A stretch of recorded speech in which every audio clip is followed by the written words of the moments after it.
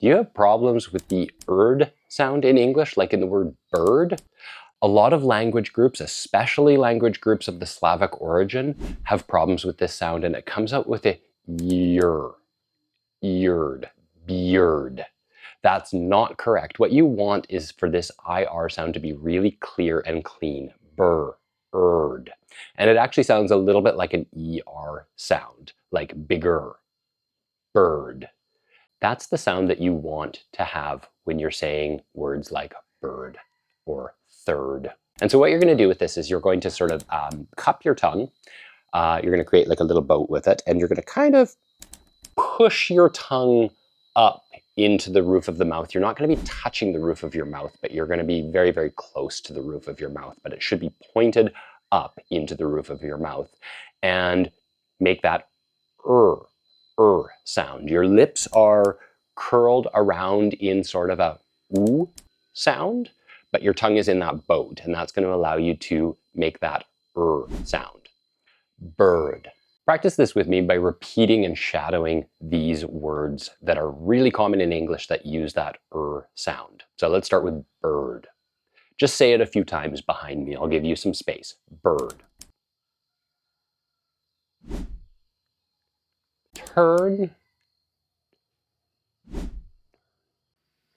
Her. Her. Okay, let's practice this with a bit of a paragraph. So what I'm going to do is I'm going to put this on screen, and I want you to shadow me. I just want you to read it along with me, paying attention to those IR sounds, as in third. Okay, let's try this. The third time she visited the urban market, she heard a bird chirping above the curb near a group of workers. It was early, and the perfect morning breeze made her feel energized.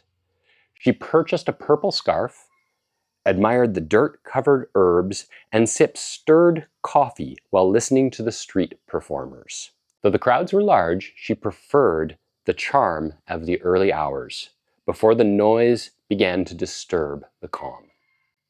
So try aping that one. Try shadowing it and repeating it after me, and do it a few times, practicing that sound. This is going to make a big difference because it's a common sound in English, but many language groups don't have this sound, and so they have a difficult time, and it comes out with a yer. So just make sure you're getting the distinction between third and third. Can you hear the difference between those? If you're having problems feeling this, you can also record yourself. It's a really good idea to just set up a camera quickly. It doesn't need to be anything special. But practice making that sound, practice that paragraph, and listen back and see if you're making that distinction between yer and third, third. Feel for when you get the correct sound, and this will help you build a routine to improve this sound and say it correctly in English. Thank you very much. I'm Ryan. This is English Learning Adventures. If you like what I do, give me a like and follow. It really helps me out.